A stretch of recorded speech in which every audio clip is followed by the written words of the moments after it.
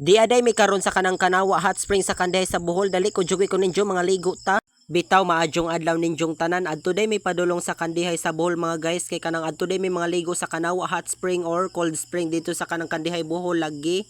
Unya samtang nagbiyahe mi gigutom man kumaw tong nagsima-sima kog chicharon. Kay sadyo man gud mi kaadyo ni gikan kay kanang wala man gud mi kanang kuan ba malangay mi maabdan mi alas 3. Unya kanang kuan pa jud kapoy lagi.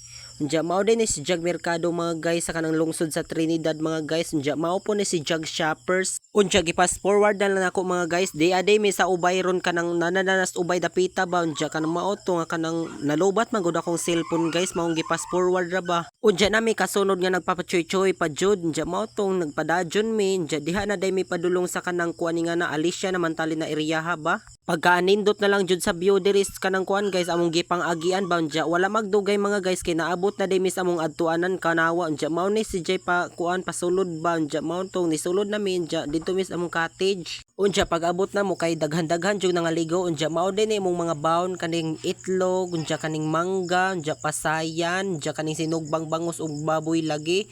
Unya unsa pa may gidugayan mga unta ninyo kay maora man jud po ni akong gikuyog kanang kaon ba. Kay syempre kaon ray wala nako charis. Unya bitaw ay mao tong niinom pud kog royal kay aron di pud matuk-an. Unya mao tong pag humagkaon kay nagsuroy-suroy mis kanal. Unya kinsa may nagbut-but og ngan lanig hot spring nga perti man ganing bugnawa mo kurog na man gani atong itlog and that's it man kabukid. Thank you kaadyo.